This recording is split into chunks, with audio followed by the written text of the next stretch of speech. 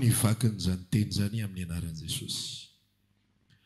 Areoko ao ambony zany rehetra izany ny fitiavana fa feny fahataterahana izany.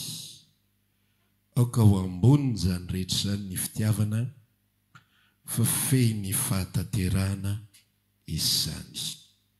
Io teny io no ampizarantsika anio be da be ny teny mikasika ny fitiavana ao amin'ny Baiboly fa io tokana io no iangatsika dia hiteny ihany zay zavatra omeny Tompo atsika ao anatin'izany zavatra rehetra izany. Rehefa tany Tomasina dia misy fotoana kely ohatran'ny matoritory ampandriana dia sady lasa saina ihany zany hoe amin'ny resaka fanompoana ny Tompo dia ny zavatra nandalo tao anatin'ny saiko izay mikasika ny relasiona mpivady ny problema eo mpivady ny zavatra mitranga eo mpivady. Zavatra hitako izany ao anatina tokantrano be dia be mihitsy dia ny akamaroan'ny olona tsy miaina fitiavana izany anatina tokantrano, anatina couple. Fa ohatrany hoe tsy haiko fa ny olombelona zany no zavaboary hafahafa zay izy fa ohatrany hoe tany amin'ny sipatany no niainana n'le fifankatiavana fa raha vao une fois migadona eo amin'le fifanekena sy ny eo amin'ny hoe hiditra tokantrano dia tsy zay tsony no tena mitondra ao anatin'le izy. Ny akamaroan'ny olona mijanona ao anaty tokantrano anankiray ny tena betsaka indrindra antony hijanonan'ny olona anatin'ny tokantrano dia resaka adidy. Ny antony tsy elany ao anatin'ny tokantrano dia resaka adidy. Resaka hoe tsika ve efa nalehibe zaza, tsika ve efa fotsy volo ve vo isary adala fa efa ato aloha dia tohizana le izy. Ohatrany hoe miaraka fotsiny ny olona dia misy zavatra lasa normal nefa tsy normal. Lasa normal nefa tsy normal. Le fiarahana. Lasa fanaovana ho an'ny lehilahy dia lasa hoe ny asako atao anatin'ity tokantrano ity dia mamelona anareo. Dia rehefa vitako izay zavatra izay dia milamina na vita ny tokony ho izy. Dia vehivavy ihany koa miaina ohatran'izay hoe ny asako atao anatin'ity tokantrano ity dia mikarakara, mandray ny vola dia manamboatra izay tokony mampiasa vola arak'izay tokony ampiasana anazy. Rehefa vitako izay zavatra izay dia okey zay, vitako ny anjarako. Dia ohatran'izay le couple amin'ny ankapobeny. Za tsy mila manontany hoe iza fa fantatro fa be dia be mihitsy miaina zavatra ohatran'izany. Tsy safotsy mamelatra ny lakoziany sy ny lamba malotony eo imason'olona. Fa za raha miresaka amiko ianao dia io masonao io fa miresaka amiko dia mahafantatro sady ohatr'izao io couple anareo io. Na dia tsy miteny ninona renao. Miresaka amin'olona dia vao miteny fotsiny ianao momba vadinao dia mahafantatro hoe ohatr'izao ny relation anareo mivady eo na dia tsy tantarainao ary. Dia izay ny zavatra hitako any anatin'ny olona maro any. Tsika olombelona endry be dia tsy mitantara tsika ny zavatra tsy mety. Fa fantatry tsika fa tsy mandeha amin'ny laoniny io zavatra io. Fantatry tsika fa tsy mandeha amin'ny laoniny ilay izy. Fa tohizantsika ihany ny fanaizana tsara. Satria maninona ohatra milamina ihany. Rehefa tsy ho famono ohatry ny alika dia efa izay izy zava-dehibe. Ohatry ny mety amin'ny fiarahamonina amin'ny ankapobeny ka ninona moa ifampisikotra fitiavana sy hiaraka hihinana tongotr'omby ariananina indray fa rehefa izay dia efa izay izy zava-dehibe. Nefa tsy izay zava-dehibe ao anatin'ilay izy. Ity teny ity mampianatra zavatra ohatran'izao. Kolosiana 4:4. Tsy mampianatra couple fa entiko ampidirana an'ilay resaka fotsiny izao hoe areoka hozy izy amboniny izany rehetra izany ny fitiavana fa feno fahataterahana izany. Toy izaka ilay resaka couple teo. Dia rehefa ohatran'izay ny zavatra iainan'ny couple maro ao anatin'ilay izy dia ny fiarahamonina ao anatin'io tokantrano io dia fiarahamonina misy ezaka be mihitsiny. Dia mampiasa ilay fomba fiteny ohatra hoe ny fanambadiana inona moa? Tokantrano maninona? Fiafiana, fandeferana, zao. Ary nareo mahay be. tokantrano tsy ahaka sy sisa rehetrarehetra dia miezaka mampiseho côté tsara le vady any amin'le olona rehefa miresaka. Misy tsy mataty dia mitantara ihany rehefa tamoa efa nidirana. Misy an'le fomba filazan'ny olona zay hoe amin'ny voalohany izy safidy dia avy izy anjara dia avy izy lahatra ny anarany. Le safidy izy zany mbola mirehitra tsara fitiavan-tena, safidiko mihitsy tena. Rehefa le anjara efa manomboka misarosarotra zay fandidianao tokantrano, lahatra izy nahoana ary Andriamanitra ny dia nampidirinao tato fa dia ty zany ny lahatra ka dia ekeko zany tsisy ninona azoko atao intsony. Ohatrohatr'izay sarin'ilay izy. Dia ozy atoizako le teo hoe lasa sarotra, lasa mafy no miatrika tokantrano. Lasa mafy lasa devoir na dia niaraka amin'ilay vady ary. Misy olona be dia be manana an'izany vocabulaire zany hoe manao devoir ao tokantrano. Ny lehilahy indrindrindrindra manao devoir. Satria maninona le izy Kolosianina 3:4 io, ilay fitiavana izay feno fataterahana tsy ao anatin'ilay tokantrano. Tsy mipetraka ao ilay izy dia sarotra ny miaina ao anatin'ilay izy. Manahirana. Tsy maintsy atao dia atao. Fa raha sitrapo dia tsy atao. Raha nomena liberté hoe tena tsisy manenjika, tsisy ninina eny mbola any anaty fisainana any zany tsy matomatololy any ohatra ny tsara loatra zany fa ohatra ny tsy atokisako zany fampanantenana zany hoe tena mahazo miala fotsiny amin'izao tsisy maratra ve dia ohatra ny mamana ihany hoe ohatra ny tsy inoko zany ka. Fa be dia be mihitsy ny tokantrano amin'izao fotoana izao miaina zavatra ohatra izany. Dia izy miresaka aminareo sady hoe tsy normal zany, tsy mety zany, tsy mety zany. Ny tokantrano dia tokony basé amin'ny fifankatiavana. Natao hoe fifankatiavana dia ny lahy tia ny vavy, dia ny vavy tia ny lahy. Dia ireo no miazona. Raha vao tsy ireo no miazona dia mafy, sarotra, manahirana, devoir, ady sarotra be manao an'io zavatra io. Tsaka manao hetsika ianao ny alalana an'ilay izy dia ampatsiahivinao an'ilay anankiray foana ilay izy. Vao misy zavatra zahay efa ina tsy ataoko amin'ity tokantrano ity. Afiry dia efa miala ato. Amfiry izay vao mody. Mbola fanomezan-tsiny ihany no azoko. Tsy mba misy fankasitrahana. Tsy mba ohatran'izao. Tsy mba ohatran'izao. Profo zay fifatsotsony ilay fitiavana. Efatsotsony. Fa manao adidy ianao dia mavesatra aminao ilay izy. Manao adidy ilay olona na ilay lehilahy na ilay vehivavy dia mavesatra amin'ilay izy. Satria maninona? Tsy ao tsony ilay fehiny fataterahana. Dia tsy fa ny fitiavana. Asitsika hatreo aloha. Sady manafatra ny tanora ihany koa zany ao anatin'ilay izy aza maika loatra. Aza maika loatra. Fa jereny ety ivelany ohatra n'ilay azo mpivoan'ny sa. Fa rehefa lany io eva ohatra tsy.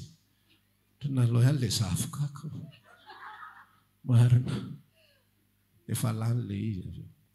Fa mila mesurena tsara mihitsy.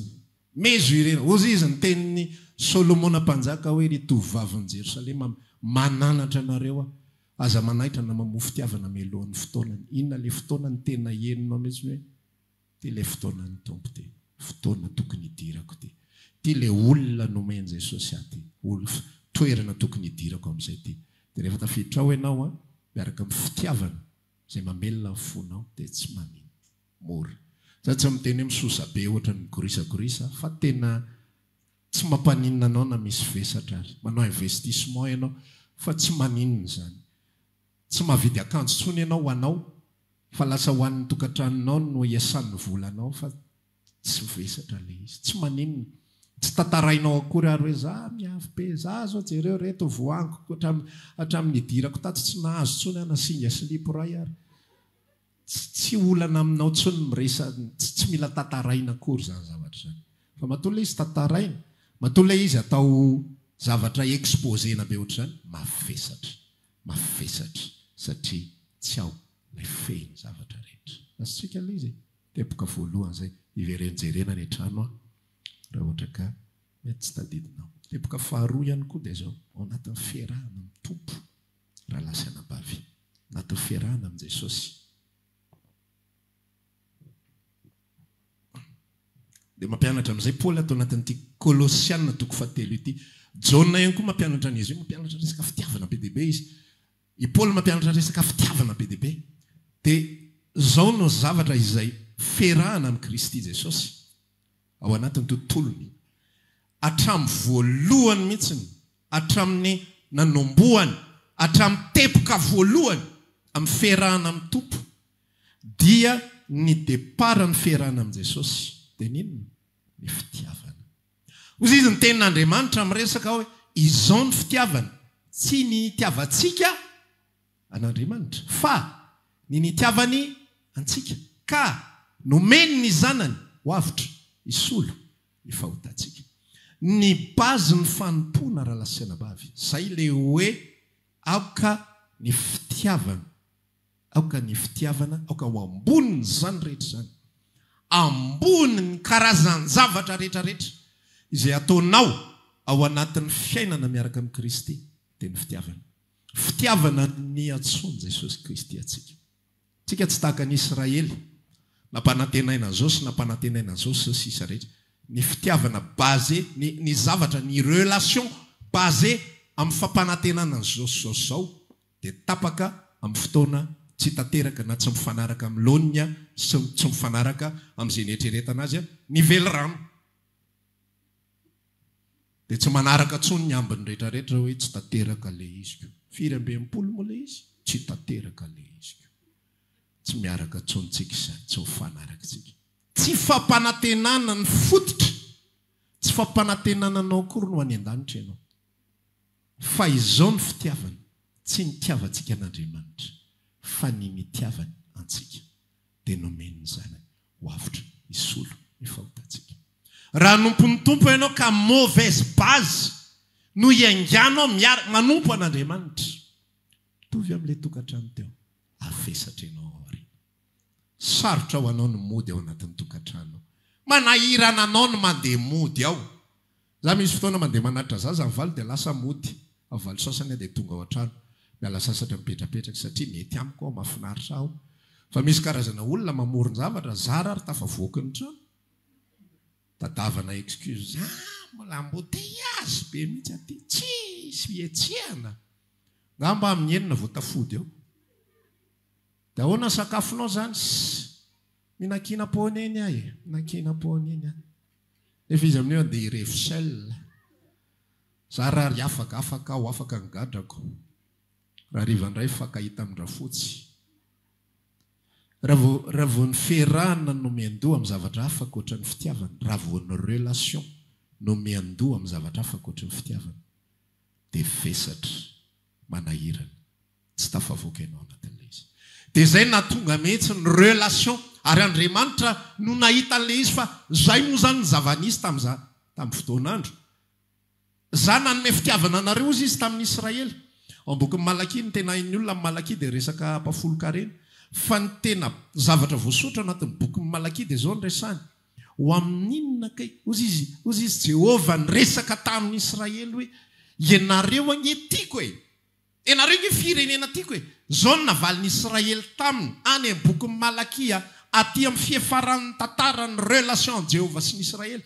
Ho amin'inona ny tiavanao anay? Any zany zareo tsy mahalala akory hoe tian'Andriamanitra zany. Tsy henony akory. Ozy Andriamanitra ny resaka. Tsy Jakoba va ny tiako, dia Esau no alako. Amin'ny fifitianana ny tiavako anareo. Fa tsy voarain'ny Israely izay fitiavana izay. Azonao ilay izy. Miditra ao anaty couple nefa tsy naharay fitiavana. Inona ny zavatra mitranga? Ozy izy rehetrarehetra nikonkonina hoe inona kay ny vokatry ny nanompontsika an'Andriamanitra sy nandehanantsika araka ny didiny mandrakity ny androany. Tao ny olona indray ary ny tafavoaka, tao ny olona indray ary ny mahomby. Tsika tao ahoana zao fiainantsika izao? Raha misy karazana olona mbola mametra-panontaniana mikasika ny fiainana iainana sy mikasika zavatra mianjady aminy, mbola tsy voarainy ny fitiavana. Fa rehefa voarain'ny olona ny fitiavan'Andriamanitra izay nividy azy tamin'ny fahotany, izay mahafantatra tsara fa olombery izy, izay mahafantatra tsara fa olon-dratsy izy, izay mahafantatra tsara fa ratsy fanahy izy, izay mahafantatra tsara sy mahatsapa tsara ny anatin'ny fanahiny, fa izy dia olo tsy mendrika fa dia nitiavin'Andriamanitra. zay le hira anankiray hoe tsy mba mendrika ity izao ny tiavinao ny rahanao nalatsakao ho avitra isolo ah rehefa hen'ny olona izay fitiavany zay manomboka ny bonne relation zay fa raha vo tsy hen'ny olona izay fitiavany zay iny be deaibe mihitsy zay nahita olona nandray miracle fa tsy tafahorina tao anatin'ny fanompony vo fampiresaka izay mivady hoe iny be deaibe nanampy olona tao anatin'ny fanompona sahirana zay dia mena fond dia mena an'izao dia mena an'izao fa tsy tafahorina reny olona reny satria maniny tsy voarainy ny fitiavan'i Kristy dia tsy miainga le roplanina.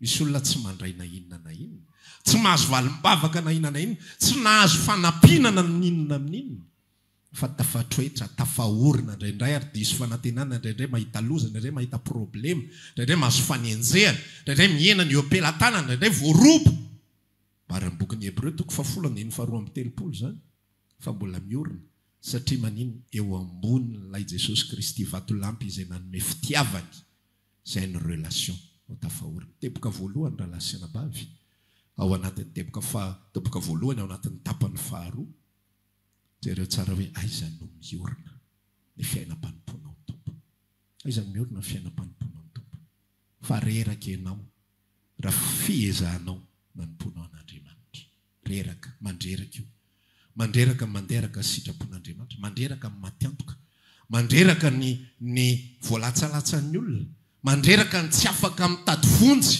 amin'ny olona, mandreraka ny verinamana, mandreraka ny very fianakaviana, mandreraka ny lavin'ny olona, mandreraka ny mezan'ny olona, mandreraka ny fahadisom-panantenana ny amin'ny zavatra andrasana kanefa tsy tonga raha vao tsy miorina ao anatin'ny fitiavana. Zay tsara le tanora kely reny fa rehefa miredareda tsara fitiavan'izy roa tsy mampaninina azy ny zavatra ataon'ny fianakaviana, tsy mampaninina azy na iza anda, na iza iteny, na iza nareo manomboka izao dia tsy izao tsony ry tantinina sy sisa rehetrarehetra le manana pression sy le manana anina rehetrarehetra reny ty mety aminay nenay zavatra olona andevo arinina alainao vady ty mety zany manimba manala baraka fianakaviana misy arahanareo fa rehefa mifankaty ireo olona ireo tsy maninona mihitsy zany resakareo zany resaka efa lany andro zany fa raha tsy mifankaty ireo tsisy samanohatra ny tantinina zany eny are eny sy tsy tena hoe niaraka be inona fa mba mirozirosy kely te manampiarapiaraka kely fotsiny zay fa tsy dia misy hoe inona tena tafapetraka be loatra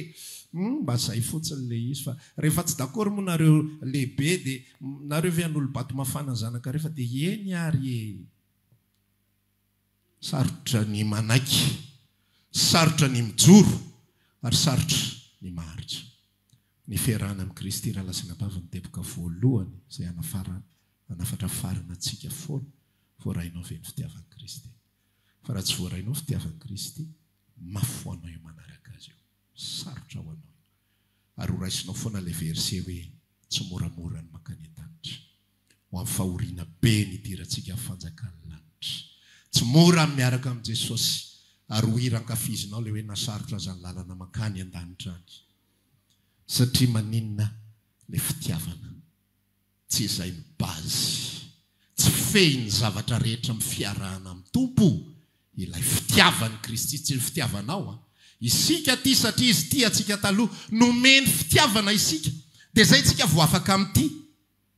Nianatra isika ho an'izay dia nandalo an'izay sy mahatsiaro an'izay tany am-pianarana hoe ny volana dia tsy mirehatra fa ahoana moa fandehan'ny volana misy masoandro eo dia tofirin'ilay masoandro ny tany dia io ranomasina manjelanjelatra be io no mitaratra ny volana dia lasa mirehatra ilay volana. Zany hoe mandray an'ilay fahazavana sy ilay taratry ny masoandro ilay volana no mampazava azy fa raha maty ny masoandro dia tsy mirehatra ny volana.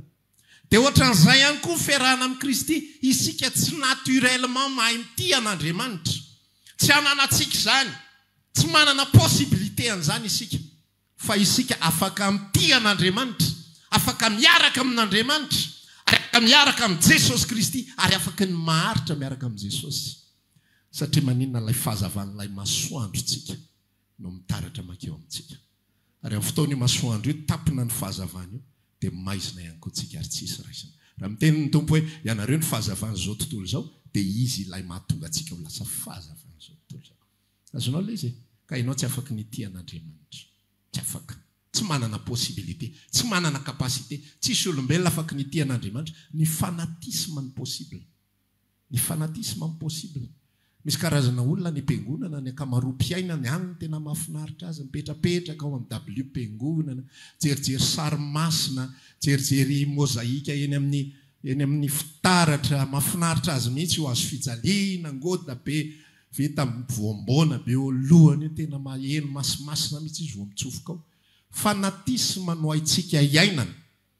Tonga dia fanampo be, tsisy fanampo fa tonga dia maha-olombelona fotsiny ihany. Fa ny tia an'Andriamanitra araka ny sitrapony, izy ihany mahay mametraka an'izany am-potsika. Amen. Tapany voalohany izay, avy anatin'ny tapany faharoa. Mbola tsara ianao. Ny tapany faharoa avy anatin'ny tapany faharoa dia izao amin'izay raha senabavy. Ny zavatra mitranga rehetra ao anatin'ny fiainantsika eo amin'izay dia mihodina eo anatrehan'io resaka Kolosiana 3:4. Iverina kely tsika amin'ilay tapany voalohany mikasika ny couple. Ohatsika teo hoe rehefa tsy eo ny fitiavana dia mafy ny zavatra rehetrarehetra. Mafy izay rehetrarehetra atao. Adidy daholo izay rehetrarehetra atao. Tsy te hanao ianao fa ampilamina fiarahamonina dia atao ilay izy. Tena tsy manana po anao an'ilay zavatra ianao. Fa hoe satria izay fotsiny tsy maintsy atao amin'ny maharenim-pianakaviananao dia ataonao ilay izy. Izay fotsiny tsy maintsy atao amin'ny voamaika koa tsika mitondra titra hoe zanak'Andriamanitra. Misy zavatra tena hoe raha ny sitrapoko manokana asehoko anareo ny lohako. Fa saingy hoe za moa zany efa hoe zanak'Andriamanitra dia tsy maintsy ampandeferina zany izay lohako izay.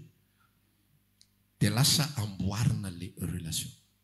Ny problemantsika ao anatiny, ny probleman'ny couple, na mampatonga ny couple mavesatra, tsy resaka violence. Hoe ina moa zany, misy couple zany mifamono, tena tonga dia ilay tena violence physique mihitsy. Ilay tonga dia Bruce Lee Van Damme ny ao anatin'ny tokantrano anankiray. Tonga dia aksiditsidina be sy felapelaka be. Zany mandeha ao anatin'ilay tokantrano. Misy couple ohatran'izany. Dia misy couple ilay tena tonga dia ilay fampiteny ratsy be ireny mihitsy.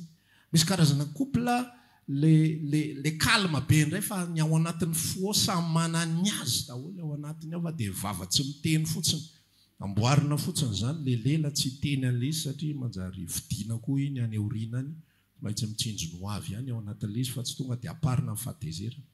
Fa ina moa zavatra tiako resahana aminao anatin'ilay izy?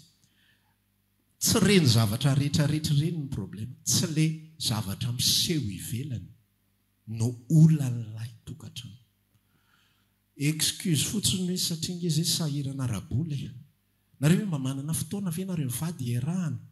Tsisy mamaly mihitsy hoe ahoana ny tena tonga dia malagasy vao antanina fanontaniana dia fanontaniana ny valiny. Le izy hitanao ny tena olan'le izy izay mivady samy miasa. Hitanao ihany le vola hitanao ihany le vola fa tena zao. Fa io na omenao vola raha hoe ty misy karamanareo 10 millions tsisy mihetsika ato nareo mivady mandritry ny ray volana. Fa ao nareo ray volana ny fandamoro ato. Fa milazanao rehefa tsy eo ny fitiavana mahita excuse hafa ireo. Samy moa zany fa raha mba nampianareo dia mba nitady lalana tamin'ilay 10 millions iny fa dia misotra be mihitsy. Mitady zavatra hafa satria le fond tsy ao. Tsy ny vola ny olana. Tsy ny vola ny olana. Tsy ny ady ao atokantrano ny olana. Tsy ny reny fa fanehoana ivelany fotsiny an'ilay problema anatiny. Ina ilay problema anatiny? Ny fitiavana. Fey ny zavatra rehetra. Tsy ao intsony. Samy sahirana amin'ny ankizy. Dia izay le excuse. Samy sahirana amin'ny ankizy. Tsy hita fa tsy maintsy oatra zao, tsy maintsy oatra zao. Excuse zany. Ianao zao vina ny teny farany tiako ianao tamin'ny vadinao. Dia mandeha nisy nanao an'izay zavatra izay. Mba telefona kely vadinao dia teneny tiako ianao. Lasa raikitra ny telefona. Allo, tiako ianao. Fa misy inona? Naninona tandray? Ny anankiray mieritreritra zany matora lehilahy tsy mpiteny tiako ianao, miteny hoe tiako ianao nanondrana tany io. ary neny vehivavy indray inversement matoy io tsy mpiteny tiako ianao miteny tiako ianao misy zavatra tedaviny io ndray inona indray ny ilainao nahita inona tany indray zany hoe tsy miaina n'le fitiavana dia misy zavatra misy excuse daholo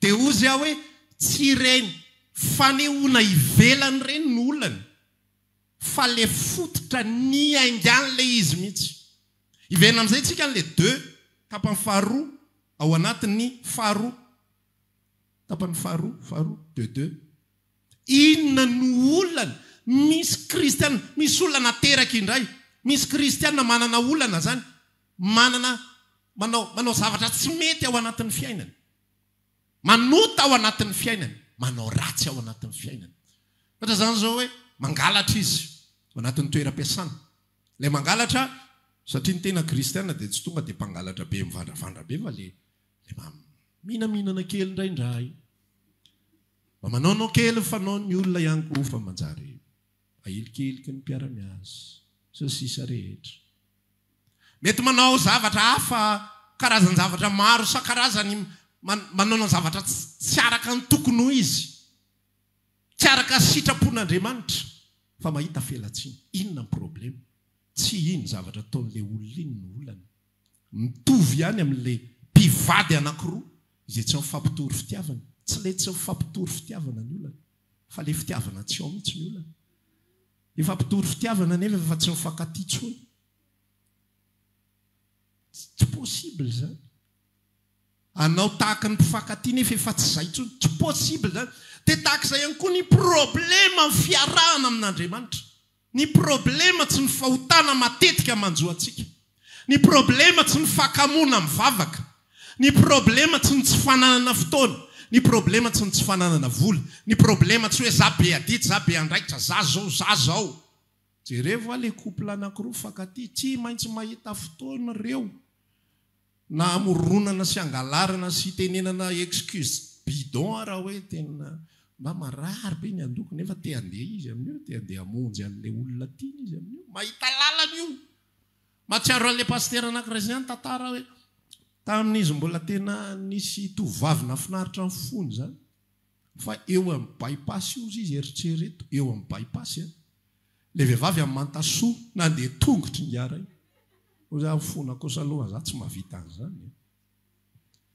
aller retour mantasoa dia nanontaniako ahoana ny nahavitanao an'izany zara gaga ozy izy mandraky ny androany ary ny tena loza tsy vadiny akory le olona nafoy zany nandaniana 4 kilometatra ditongotra tany tsisy excuse satria manino mipetraka ilay fototry ny zavatra rehetrarehetra azonao izy fa matoatsika manana excuse tsy mivavaka tsika dia jesosy ao tsotsorona ny fotsiny le fonana mialatsiny tompo fa hitanao osiko ny teninao indro mametraka anareo eto amin'izao tontolo zao hoe tanao ihany ny fiainany eto amin'izao tontolo zao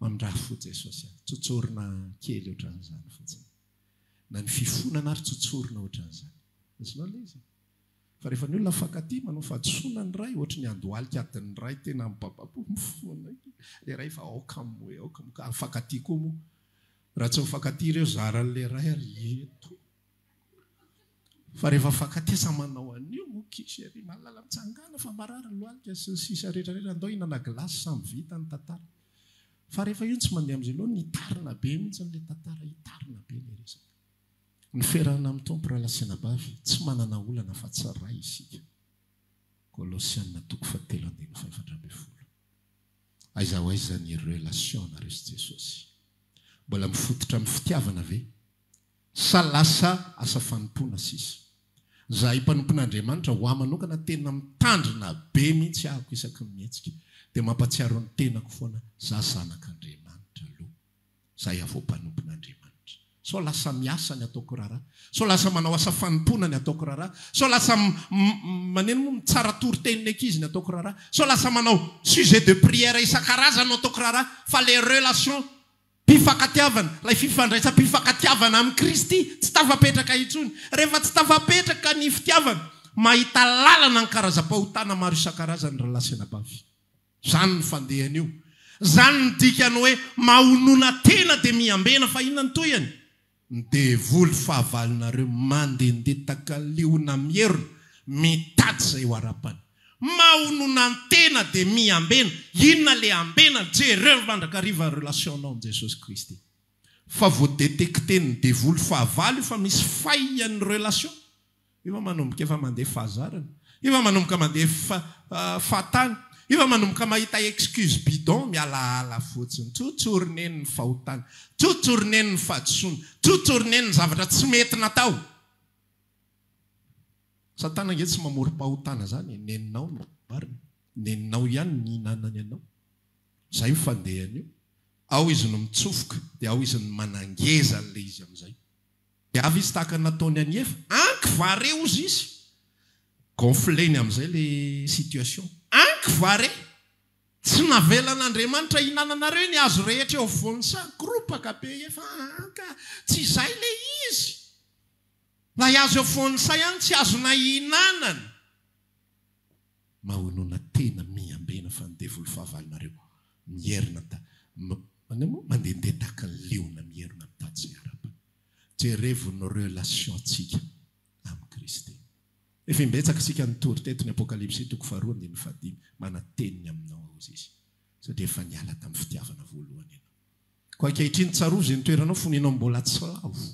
Tamin'ilay vao nanorina n'ilay relation miaraka amin'ny Jesosy, ilay fifankatiavanareo, ilay tsisy masaraka anao, ilay tsisy makorotana ny relation anao, tsy resaka fre mihitsy tsy andehananao manompo. Tsy resaka tsy fananam-potoana mihitsy fa na itorimasonao io araresinao, indraindray ry zanakao adininao. Fa ny ao amin'ny tompo tena tsy avelanao mihitsy. Restauré izay zavatra izay. Dia raha ho azy ny zavatra rehetra. Fitiavana nge mandroka. Ny tahotra mandroka ny aizina.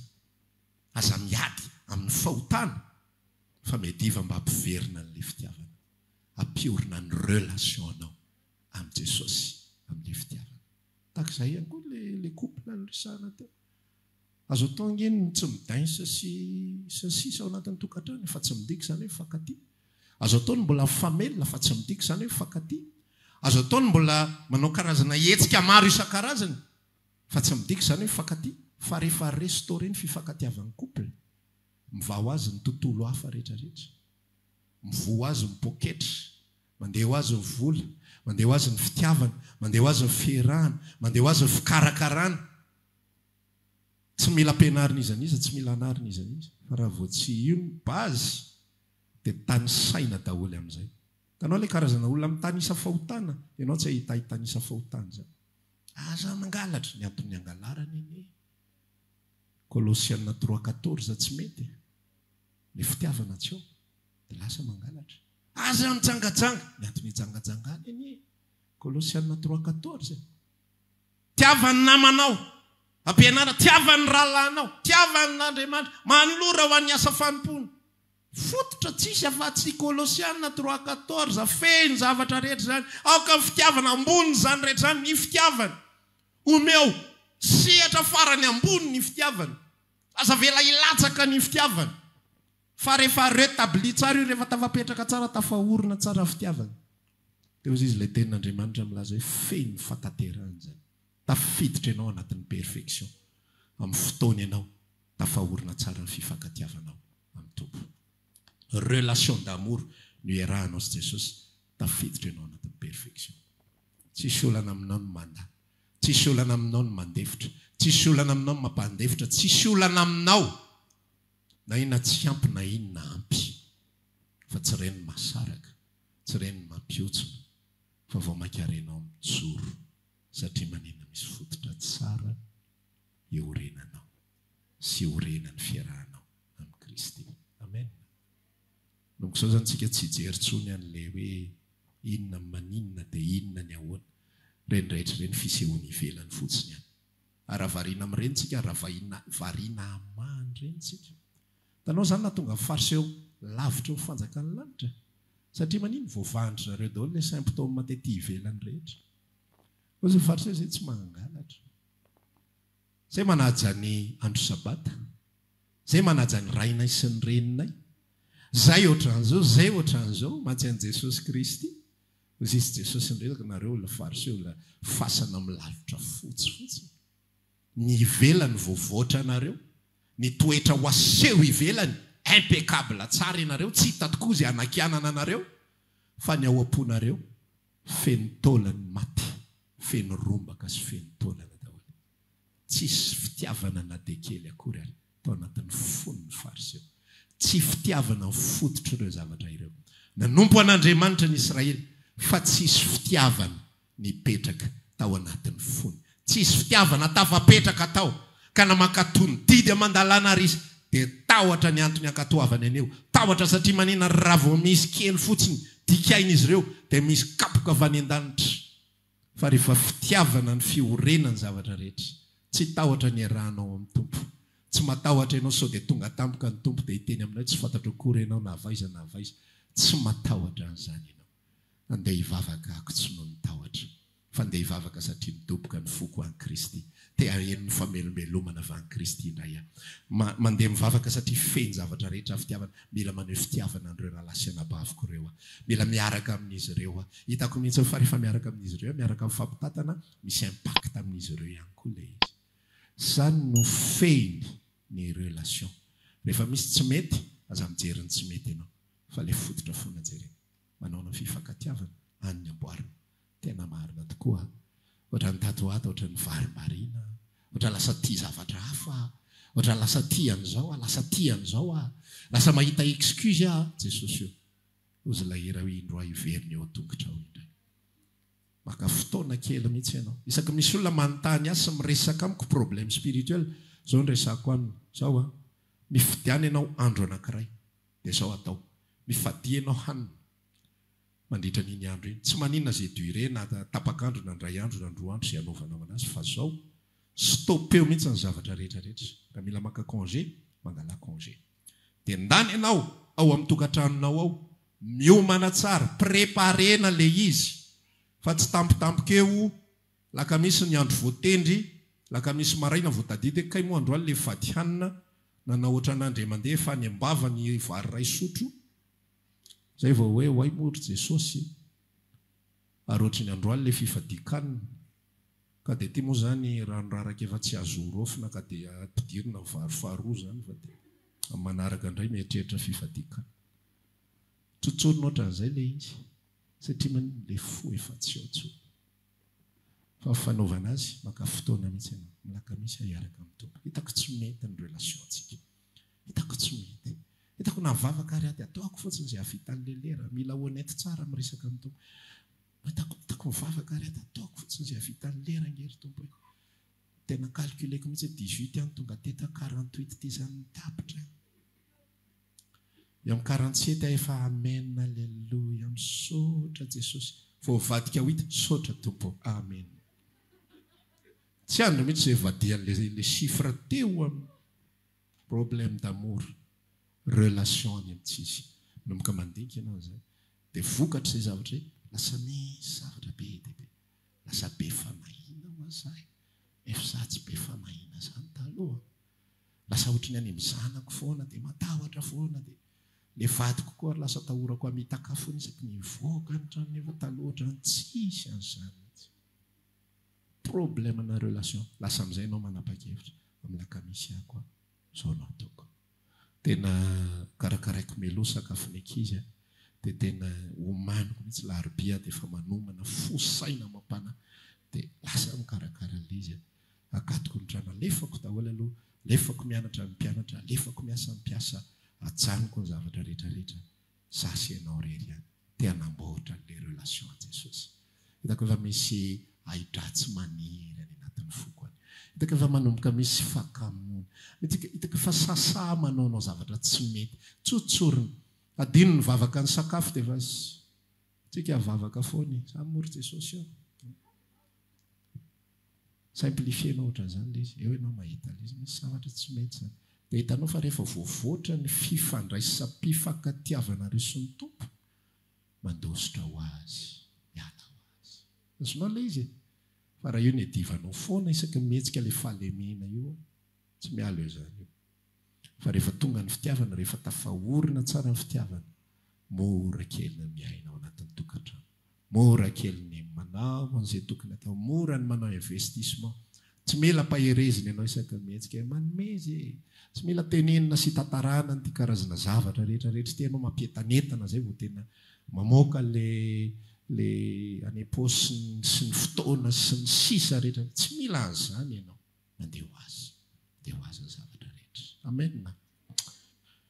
Hitsangantsika riva afaka mba mandiny tena lohandroaky anatrehan'ny tompo amboary izay tokony amboarina, zay ireo ny tsy mety dia hoe teo anatrehan'ny tompo zany. Raha maniry ariva afaka aminay ianao